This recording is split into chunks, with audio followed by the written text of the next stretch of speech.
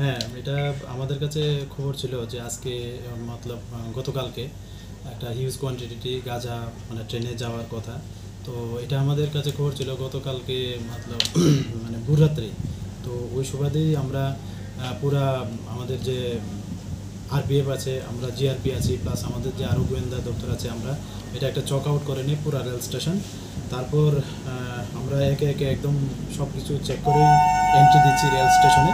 তো প্রায় বিকাল 5টার দিকে আমরা এরকম দুজনকে সাসপেক্ট করছি যে যারা দুটো দুটো ট্রলি করে মানে পার্সেল অফিস দিয়ে আমাদের রেল স্টেশনে ঢুকতে চেয়েছিল। তো আমাদের সন্দেহ হয় যে হয়তো তারাই হবে। তারপর যথারীতি তাদেরকে যখন আমরা আটক করলাম এবং জিজ্ঞাসাবাদ করলাম, তারপর তারা বললো যে হ্যাঁ এটাতে করে মানে গাঁজা আছে। তারপর আমাদের যারা সিনিয়র অথরিটি আছে ওনাদেরও খবর দিলাম, ওনারাও আসলেন। তারপর চেক করে আমরা দেখলাম এখানে সেলোটিপ দিয়ে পেছানো গাঁজা ভর্তি 4টা ট্রলির মধ্যেই, এবং যার ওজন করে পার্সেল অফিসে দেখলাম টোটাল 61 কেজি, 61 কেজি শুকনা গাঁজা। তারা কোথায় থেকে আসছিল, কোথায় যাওয়ার? তারা এখন পর্যন্ত জানতে পারলাম তারা প্রায় 4-5 দিন আগে বিহার থেকে এসছে।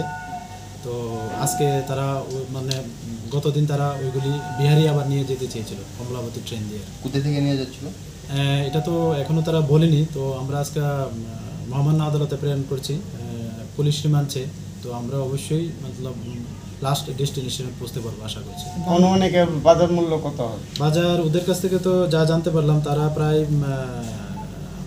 7-8 হাজার করে কেজি কিনে, আর ওনাদের ওখানে নিয়ে বিক্রি করে প্রায় 15-20 হাজার টাকার মতো তারা বিক্রি করে পার কেজিতে।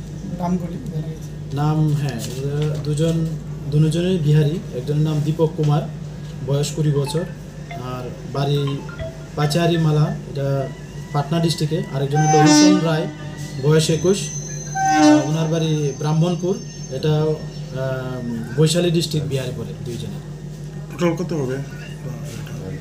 টোটাল মতলব 8,000 টাকা ইন্টু 61 কেজি যা হয় আর কি। তা